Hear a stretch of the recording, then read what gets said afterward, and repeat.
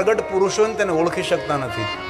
અને ક્યારેક અવસરમાં તો જલારામ બાપુનું ચરિત્ર તમે સાંભળો અથવા વાંચો કે આ મહાપુરુષને કોણ ઓળખી શકે. આપણે સામાન્ય દ્રષ્ટિથી તેને જોવાનો પ્રયાસ કરતા હોઈએ છીએ. આવાને એક આપણો ગ્રંથ છે 18 પૂર્ણની અંદર એક ભક્તમાલા ગ્રંથ છે. અને અનેક વક્તાઓ ભક્તમાલા કથા પણ કરે છે. એ ભક્તમાલાની અંદર ભક્તોના ચરિત્રો છે. અને કોઈ ભક્તનું ચરિત્ર એવું નથી કે તેનું જીવન સંઘર્ષમય ન હોય. સંઘર્ષમય જીવન, અવરોધોને વિરોધથી ભરેલું જીવન, અને દૂરના માણસો ને નજીકના માણસો હંમેશા અવરોધને વિરોધ ઉભા કરનારા આવા દરેક ભક્તોના ચરિત્ર ભક્તમાલા ગ્રંથની અંદર છે. સુંદર અધ્યયન કરવા જેવો ગ્રંથ છે. અને એ ગ્રંથનું જ્યારે અધ્યયન કરે ત્યારે એમ થાય કે આપણા જીવનમાં તો કોઈ દુઃખ છે જ નહીં, આપણા જીવનમાં તો કોઈ અડચણ છે જ નહીં, કોઈ નડતું જ નથી. ના પટલા સુંદર સાવધાન બનીને કથાનું શ્રવણ. અને શિવ મહાપુરાણમાં શબ્દ પણ વારંવાર છે. સુત પુરાણજી મહાત્માઓને કહે, શૈનકાદી મહાત્માઓને સાવધાન બનીને કથા સાંભળો. આમાં અનેક ભાગશાળીઓ બ્રહ્મલીન ડોંગરીજી બાપાની કથા સાંભળી હોય. ઘણા લોકોને બાપજીનું દર્શન પણ થયું હોય. એમની વાતમાં સાવધાન બનીને સાંભળો, સાવધાન કરે છે એવા શબ્દો વારંવાર મનને એકાગ્ર કરીને ભગવાનની કથાનું શ્રવણ કરો. તો ભગવાન શ્રી હરિએ નારદજીને અન્ય કોઈ મંત્ર ન આપ્યો, પંચાક્ષર મંત્ર આપ્યો, જે આદિ મંત્ર, મૂળ મંત્ર, મહામંત્ર, શ્રેષ્ઠ મંત્ર, સર્વોપરી મંત્ર, મહામંત્રનો પણ મહામંત્ર એ ઓમ નમઃ શિવાય મંત્ર છે. એવું નથી કહેતો કે તમે તમારા મંત્રનો છોડી દો, પણ શિવ મહાપુરાણ ગ્રંથની અંદર કહ્યું છે કે દરેક માણસે ઓમ નમઃ શિવાય મંત્રનો જાપ કરવો. કામનાની પૂર્તિ કરનારો મંત્ર છે, શાંતિ આપનારો મંત્ર છે, સુમતિ આપનારો મંત્ર છે, સંતતિ આપનારો મંત્ર છે. ભગવાન વિષ્ણુજી કહે છે સર્વ શ્રુતિ શ્રુતમ મંત્ર જપ ષડક્ષરમ. જે મંત્રનો જાપ વેદ પુરાણ ગાયન કરે છે, જે શિવનો મંત્ર છે તે મંત્રનો આશ્રય કરો. નારદજી આ પહેલી વાત યાદ રાખો તમે. હવે ભગવાન વિષ્ણુજી નારદજીને કહે છે નારદ, હવે બીજી વાત તમને કહું છું, સાવધાન બનીને તમે સાંભળો. આ વિષ્ણુ ભગવાનના મુખમાંથી નીકળેલા બધા શ્લોકો છે. સ્વયં શ્રી હરિ બોલે છે, ભગવાન વિષ્ણુજી બોલે. અને એક એક શ્લોક મહાદેવની પૂજા છે, એક એક શ્લોક શંકર ભગવાનનું આરાધન છે. આપણે વૃક્ષો પાસેથી તો પુષ્પો લઈને ભગવાનને ઘણા ચડાવીએ, પણ આ વાંગમય પુષ્પો છે, ભગવાન શિવને આપણે અર્પણ કરીએ છીએ. શ્રી હરિ ભગવાન વિષ્ણુ બોલે છે આપાદ આપાદ મસ્તકમ સંયગ. તમે તમારા ભાલમાં ભસ્મનું ત્રિપુંડ કરો. કેટલી સુંદર ભગવાન વિષ્ણુએ વાત કરી છે. મન તમારું અશાંત છે, તેથી આપ તમારા ભાલમાં ભસ્મનું ત્રિપુંડ કરો. ભગવાન શ્રી હરિ બોલે છે. અને નારદજીને કહે, શું કહે છે? આપાદ મસ્તકમ સંયગ ભસ્મનોદ તુલ્ય સાદર. આદર સાથે, કરવા ખાતર નહીં, સાદર આદર સાથે ભાલમાં ભસ્મનું ત્રિપુંડ કરો. પ્રશ્ન એ થાય કે ભગવાન વિષ્ણુજીએ નારદજીને કહેવું જોયું કે કપાળમાં ચંદન લગાડો, ગોપી ચંદન લગાડો, પરંતુ ભગવાન વિષ્ણુજીએ નારદજીને ભસ્મનું ત્રિપુંડ કરવા માટેનું શા માટે કહ્યું છે? કારણ કે ભાલમાં ભસ્મનું ત્રિપુંડ કરવાથી માણસની જ્ઞાન ચેતનાઓ જાગૃત બને છે અને માણસનો મોહ છૂટવા લાગે છે. ભગવાન મહાદેવજી પોતાના અંગો પર ભસ્મનું લેપન કરે છે, આપણે સૌ જાણીએ છીએ. અને ભગવાન શિવની પૂજા માટે કોઈ પણ પૂજાની સામગ્રી ન હોય, ન રાજોપચાર પૂજા હોય, ન ષોડોપચાર પૂજા હોય, ન પંચોપચાર પૂજા, ન એકોપચાર પૂજા હોય, તો ભગવાન શિવની પૂજા ખાલી ભસ્મથી થઈ શકે છે. આવો કોઈ સરળ દેવતા આપણી પાસે નથી જેને ભસ્મ અભિષેક કે વૈરાગ્ય પૂજા પણ કહી શકાય છે. અને જે મહાદેવના ભક્તો છે તેને ભગવાન મહાદેવની પૂજા કરતા પહેલા ભસ્મનું ત્રિપુંડ કરવું જોઈએ અથવા ભસ્મની બિંદી કરવી જોઈએ. એવું નથી કહ્યું કે મહાદેવના ભક્તો જ ભસ્મ ધારણ કરે. કોઈ પણ મનુષ્ય માત્ર ધારણ કરવાના અધિકારી છે. આમ તો શિવ મહાપુરાણ ગ્રંથની અંદર બહુ વિસ્તાર કર્યો છે કે દરેક માણસે પોતાનો સર્વ મંગલ કરવા માટે 32 સ્થાનો પર ભસ્મના ત્રિપુંડો કરવા. અમારા બ્રાહ્મણો જ્યારે સંધ્યા કરતા હોય ત્યારે 32 સ્થાન અંગના અલગ અલગ અલગ એમના 32 મંત્રો પણ કહ્યા છે. એ બધું આપણે કંઈ સાંભળવાની કે શીખવાની જરૂર નથી. આપણે આટલું જ યાદ રાખવાનું છે, ભાલમાં ભસ્મનું ત્રિપુંડ કરવું. શા માટે? ભસ્મનું ત્રિપુંડ કરવાથી મનુષ્યમાં જ્ઞાન પ્રગટ થાય છે કે આપ જે ગાય છે એ બધું જ ભસ્મ સમાન છે, બધું નાશવંત છે. ભસ્મના મંત્રની અંદર એ જ વસ્તુ કરી ઓમ અગ્નિ ભસ્મ જલવેતિ ભસ્મ સ્થલવેતિ ભસ્મ ઓમ હરિ ઓમ અગ્નિરીતિ ભસ્મ. મન દ્વારા જે ચિંતન કરીએ પણ નાશવંત, આંખ દ્વારા જોઈએ પણ નાશવંત, આંખ દ્વારા જોઈ શકતા નથી એ પણ નાશવંત, મન દ્વારા ચિંતન કરી નથી શકતા એ પણ નાશવંત છે. જલમિતિ ભસ્મ સ્થલમિતિ ભસ્મ વ્યોમિતિ ભસ્મ સર્વગુણ હવા ઇદં ભસ્મ મનયેતાનિ ચક્ષુર્ગુખિં ભસ્માનિ હરિ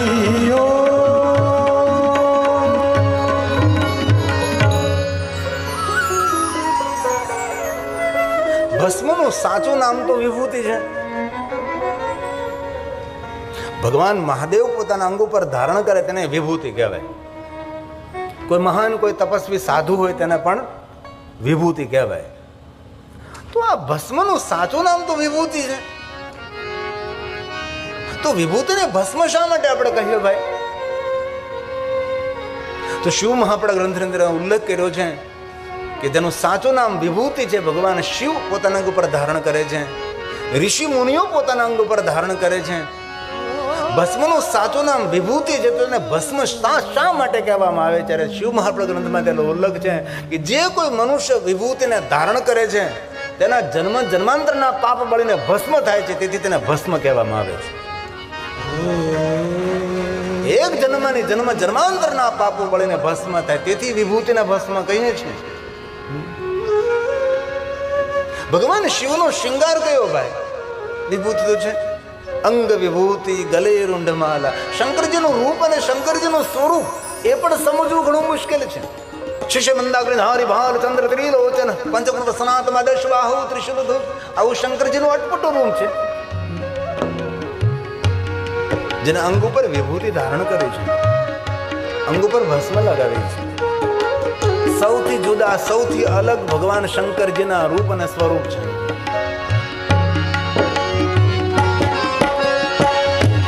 અંગ વિભૂતિ ગલે રૂંઢમાલા.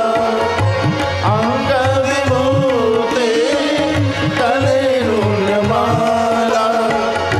ભક્તજનો કે ભય હરનારા. ભક્તજનો કે ભય હરનારા.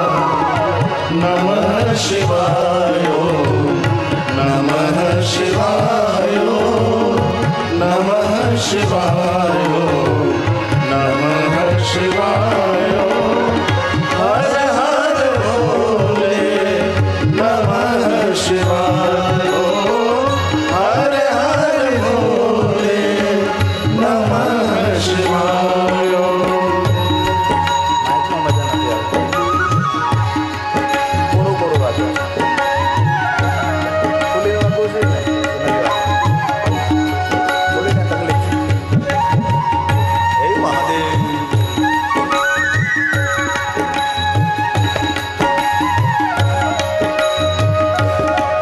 एक मिनट के लिए भाव से और आदर के साथ अरे ताली महादेव ने बहाली. ताली पाडवाથી વિચારોની શુદ્ધિ પણ થાય. તાલી એક વિજ્ઞાન છે, આ ઋષિ મુનિઓની પરંપરા છે. જય શિવ શંકર જય ત્રિપુરારી. જય શિવ શંકર જય ત્રિપુરારી.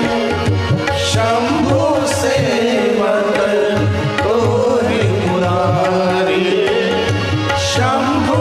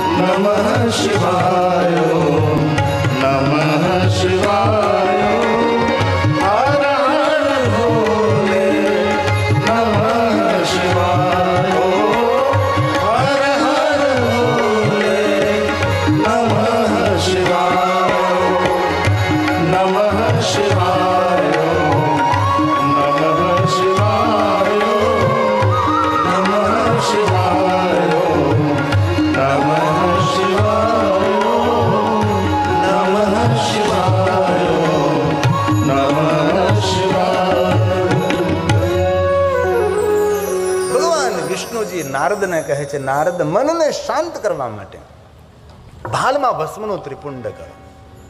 અને ક્યારેય અણગમો થતો હોય, ક્યાંય આપણને ગોઠતું ન હોય, હોરતું ન હોય આપણી ગુજરાતી ભાષામાં, તો ભાલમાં ભસ્મનું ત્રિપુંડ કરીને પંચાક્ષર મંત્રનો જાપ કરો. ઘણીવાર જીવનમાં એવી સ્થિતિ નિર્માણ થાય, કોઈ જગ્યાએ ચેન ન પડે, અને ચેન વગર સાયકલ પણ ન ચાલે ને જીવન પણ ન ચાલે. કોઈ જગ્યાએ ચેન ન પડતો હોય તો બસ ભાલમાં ભસ્મનું ત્રિપુંડ કરી લો અને ઓમ નમઃ શિવાય મંત્રનો જાપ કરો. આ ભગવાન વિષ્ણુજીનું માર્ગદર્શન છે. નારદ સંતાપમાંથી છૂટવા માટે આ ભાલમાં ભસ્મનું ત્રિપુંડ કરો. વિશ્વના દરેક દેવી દેવતાઓ ભાલમાં ભસ્મનું ત્રિપુંડ કરે. રામજી તો પોતાના ભાલમાં નિરંતર ભસ્મનું ત્રિપુંડ કરે. દ્વારકાધીશ ભગવાન કૃષ્ણજી, શિવ મહાપડ ગ્રંથમાં કૃષ્ણની શિવ ભક્તિનું ભરપૂર વર્ણન છે. અને ભગવાન કૃષ્ણજીના જીવનમાં જે મળ્યા તે સૌને શિવ ભક્તિનું માર્ગદર્શન પૂરું પાડ્યું છે. ભગવાન દ્વારકાધીશે એકલા જ શિવ ભક્તિ કરી એવું નથી. ભગવાન કૃષ્ણજીએ જે તેની સાથે જોડાણા છે તે સૌને ભગવાન મહાદેવની ભક્તિથી પ્રેરિત કર્યા છે. એ કૃષ્ણ ભગવાન, એ દ્વારકાધીશ છે. અને રામજી જ્યારે જ્યારે વનમાં ગયા ત્યારે વનવાસીઓને ભગવાન મહાદેવની ભક્તિથી પ્રેરિત કર્યા છે. ગૃહરાજા કોણ? મહાદેવનો પરમ ભક્ત. પૂર્વકાળની અંદર એ રુદ્ર નામનો એક શિકારી હતો, વ્યાર્ધ હતો. અને એમને ભગવાન મહાદેવે વચન આપેલું કે તારી શિવ ભક્તિના ફળ સ્વરૂપે ભગવાન રામ તારી સાથે મિત્રતા કરશે અને તારા શૃંગેરપુર નગરની અંદર આવશે ને તું શૃંગેરપુરનો રાજા રહીશ. મૂળમાં તો શિવ ભક્તિ. ભગવાન રામજી જે વનમાં વિચરણ કર્યું છે, વનવાસીઓને ભગવાન મહાદેવની ભક્તિ આપી. શિવ મહાપડ ગ્રંથની અંદર વનેશ્વર મહાદેવની બહુ કથાઓ છે.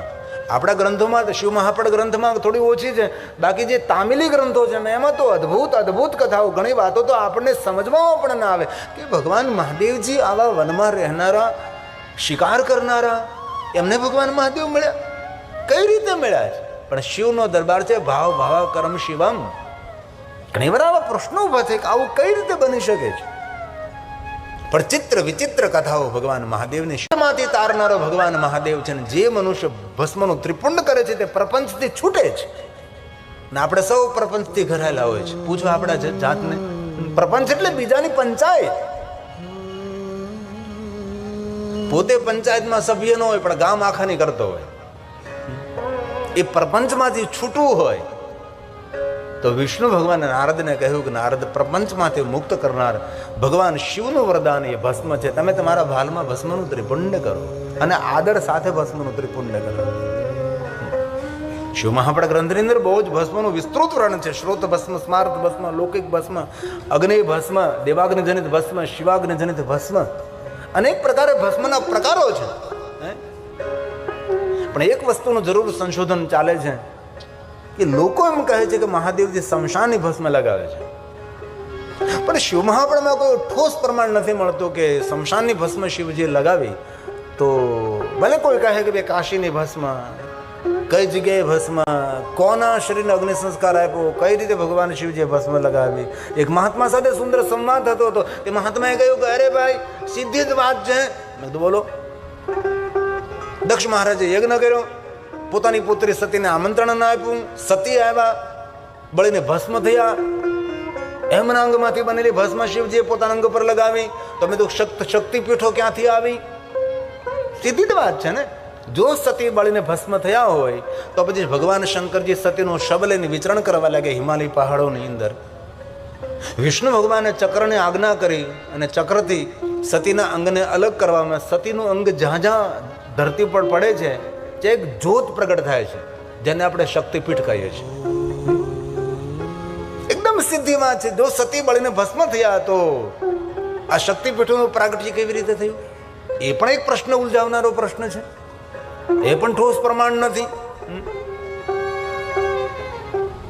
અમે ગયા વર્ષે મહાકાલેશ્વર મહાદેવના સાનિધ્યમાં શિવકથા કરતા હતા, ત્યારે મારા મનમાં પણ એક જ એવો વહેમ હતો કે મહાકાલેશ્વર મહાદેવનો રોજ ભસ્મ સ્નાન થાય છે એ શમશાનની ભસ્મ શંકર ભગવાનને ચડાવવામાં આવે છે અને શમશાનની ભસ્મથી શિવજીને અભિષેક થાય.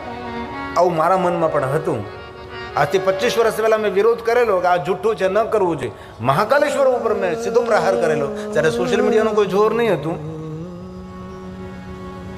મારા મનમાં પણ એક જ વહેમ હતો કે મહાકાલેશ્વર મહાદેવના શમશાનની ભસ્મ ચડે. અને પછી કેવી લોકવાયકા કે રોજ એક માણસનું મૃત્યુ થાય જ અને એમને અગ્નિ સંસ્કાર આપવામાં આવે, એની તાજી ભસ્મ શંકર ભગવાનને રોજ અભિષેકમાં ચડે. મને પણ આવી વાત કોઈએ પકડાવી દીધી હતી એટલે મને પણ એ ગમતું નહીં હતું કે આવું તો ન થવું જોઈએ. એમાં મહાકાલેશ્વર મહાદેવમાં કથા અને એ બધા પુરોહિતો, બધા પૂજારી મંડળ બધા જ કથાથી પરિચિત, કારણ કે આસ્થાટીઓમાં નિરંતર કથા આવતી હોય તો સૌ પરિચિત હતા. તો ત્યાંના મંદિર સંચાલકો, પુરોહિત મંડળ, પૂજારી મંડળ, મંદિર સંચાલક મંડળ, બધા જ સરકારી કર્મચારીઓ. તો ત્યાંના અમારે મુખ્ય પૂજારીએ કહ્યું કે અહીંયા રાત્રે 11 થી 12 ભગવાનની શયન પૂજા થાય, છેલ્લી પૂજા થાય.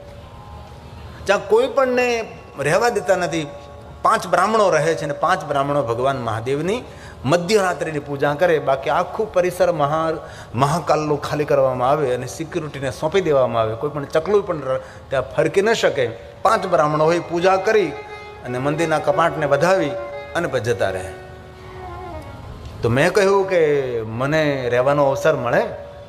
તો કે ના, કોઈ પરમિશન ન મળે, ત્યાર સુધીમાં કોઈને પરમિશન નથી મળે. તો મેં તેના સીઓને કહ્યું કે ભાઈ જે મુખ્ય ટ્રસ્ટી હતા એના મુખ્ય બધાને સૌને વાત કરી કે મારે જે રહેવું છે, કોઈ પણ સંજોગો જ્યાંથી પરમિશન લેવી પડે ત્યાંથી મને લઈ દો, પણ મારે રહેવું છે. પહેલાં પૂજારીએ કહ્યું કે ભાઈ શિવકથા કરે છે, આપણો સંદેશ દૂર સુધી પહોંચે, એટલું મોટું કામ કરી રહ્યા છે શિવ મહાપના ગ્રંથનું. તેમના અમારા ગાદીપતિ, અમારા અખાડાના મહંત શ્રી વિદિતગીરીજી મહારાજ, ત્યાં મહાકાલેશ્વરમાં વિદિતગીરીજી છે, બાપુ આપ તો જાણતા હો. એ વિદિતગીરી મહંતજીને યાદ કરી, કારણ કે એ અખાડા તરફથી એ ભસ્મ અભિષેક સવારમાં થાય.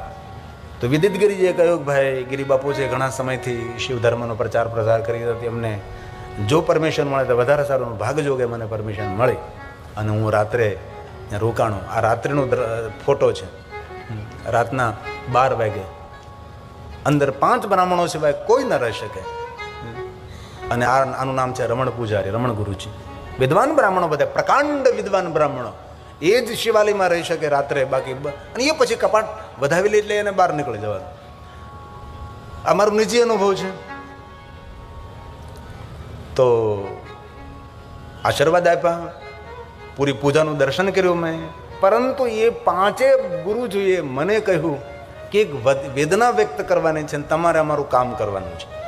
તમારી પાસે લાખોની કરોડો લોકો, શ્રોતાઓ તમારે છે. અને સીધી વાત છે, શિવકથા હજારો શ્રોતાઓ નથી સાંભળતા. આજ જ્યારે જે મહંત વિદિતગીરીજી જે ટેલિવિઝનમાં છે, એ મહાકાલેશ્વર મંદિરના એ મહંત સર છે વિદિતગીરીજી મહારાજ.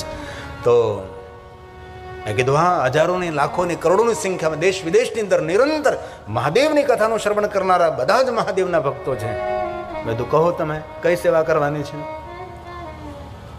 તો એમને કહ્યું અમે આ શિવાલયમાંથી, મહાકાલેશ્વરમાંથી કોઈને પ્રસાદમાં ભસ્મ જ્યારે આપીએ છીએ ત્યારે ભસ્મ બહાર જઈને એ લોકો ફેંકી દે છે. મેં કહ્યું ફેંકવાનું કારણ શા માટે? તો એ રમણ ગુરુજીએ કહ્યું કે લોકોના મનમાં એક વહેમ છે કે સવારમાં જે મેં ભસ્મ સ્નાન કરાવીએ છીએ એ શમશાનની ભસ્મ છે, મુર્દાની ભસ્મ છે, એવું લોકોમાં વહેમ છે. મેં તો મારા મનમાં એ છે,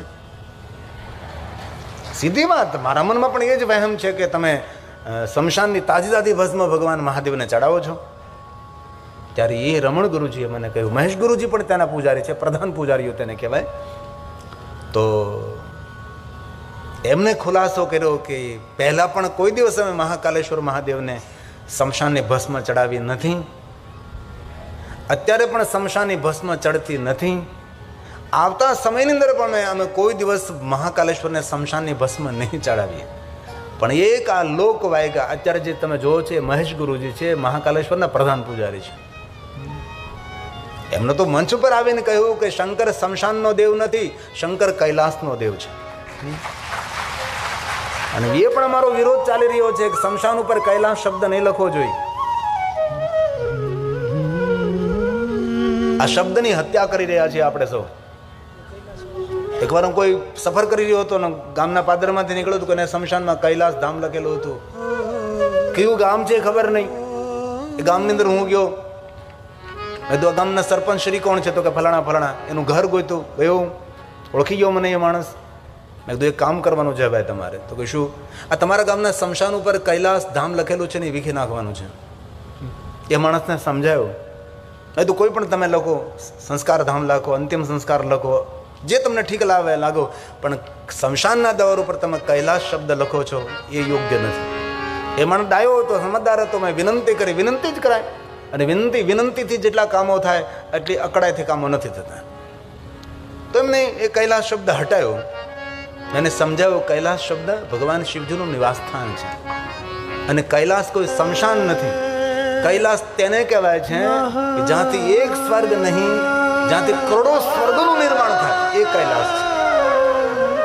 कैलास शैल भुवने त्रिजग जनेत्री કૈલાસ ભુવન રમ્ય गौरी निवेश्य कनकार्चित रत्नपीठे नृत्यं विधातुम विवांचित शूलपाणो જ્યાં ભગવાન શિવ અને ઉમા નિવાસ કરે છે એ કૈલાસ. उमापति અને જો કૈલાસ શબ્દ આપણે શમશાન ઉપર લખતા રહીશું તો કોઈ પોતાના ઘરનું નામ કૈલાસ નહીં રાખે, પોતાના બંગલાનું નામ કૈલાસ નહીં રાખે, કોઈ પોતાના ફાર્મનું નામ કૈલાસ નહીં રાખે. અને કૈલાસ શબ્દ આપણે શમશાન ઉપર લખવા લાગ્યા. અરે કૈલાસ શબ્દ નિરંતર શમશાન ઉપર લખાતો રહે છે તો કોઈ પોતાનું નામ નહીં રાખે કૈલાસભાઈ. અમારા 10મા તો નામ હોય કૈલાસગીરી, કૈલાસપુરી, કૈલાસ ભારતી. આપણી બહેનોમાં નામ હોય કૈલાસ બેન. તો આ શબ્દ જો આપણે શમશાન ઉપર લખવા લાગશું તો આ શબ્દનું મૂલ્ય નહીં રહે.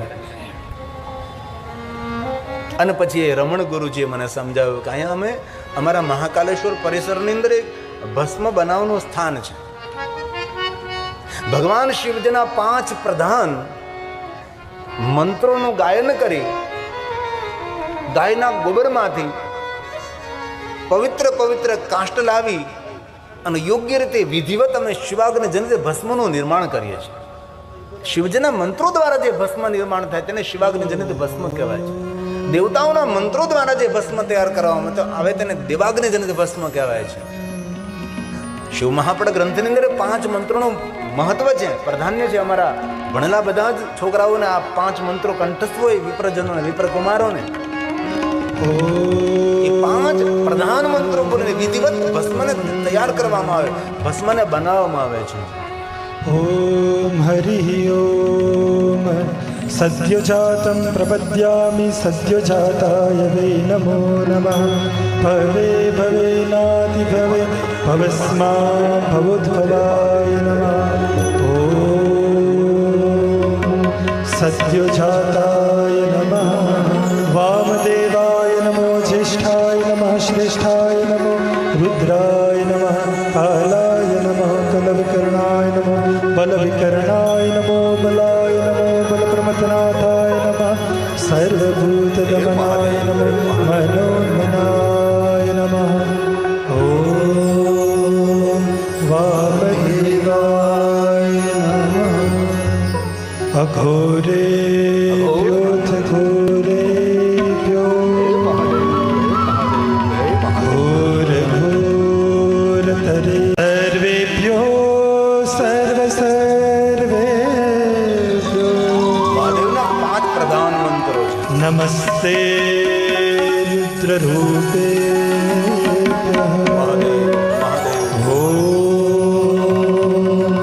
अघोराय नमः तत्पुरुषाय विद्महे महादेवाय धीमहि तन्नो रुद्रः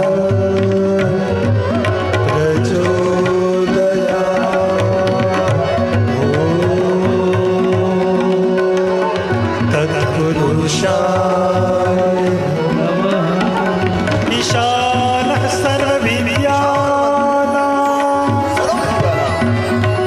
ईश्वरः सर्वभूतानां ब्रह्मा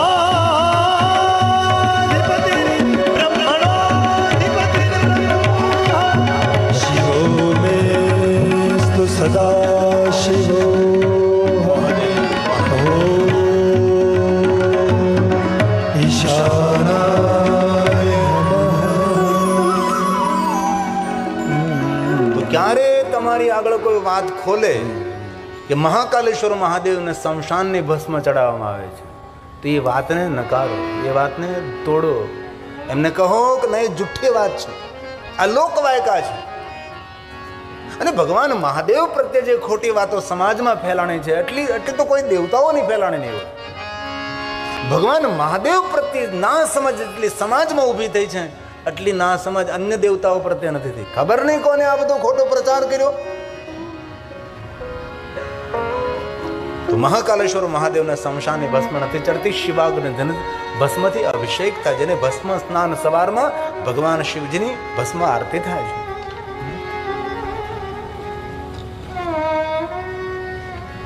અને ભસ્મનો તિલક કરવાની, ત્રિપુંડ કરવાની, બિંદી કરવાની મનુષ્ય માત્ર અધિકારી છે. જો શિવજીના દરબારમાં કોઈ જાતિ જ્ઞાતિ વર્ણ ભેદ છે જ નહીં, જ્યાં સ્ત્રીને પુરુષનો પણ ભેદ નથી, એ શિવ છે. શિવજીનું એક રૂપ છે અર્ધનારીશ્વર. શા માટે અર્ધનારીશ્વર? શિવ એમ કહે છે, નારી પણ હું છું, નરમાં પણ હું છું. અર્ધનારીશ્વર, અર્ધનારીશ્વર. બ્રહ્મા જ્યારે સૃષ્ટિનું સર્જન કરતા હતા અને બ્રહ્માથી સૃષ્ટિનું સર્જન સરખી રીતે કાર્યરત નહીં થતું હતું, ત્યારે બ્રહ્માજીના હૃદયમાંથી પ્રગટ થયેલા ભગવાન રુદ્ર તરીકે, અને ત્યારે બ્રહ્માજીને અર્ધનારીશ્વર રૂપનું દર્શન કરાવે છે. પવિત્રતા પ્રધાન છે ભાઈ. ઘણા લોકો પૂછે કે શિવાલયમાં ગર્ભગૃહમાં બહેનો જઈ શકે?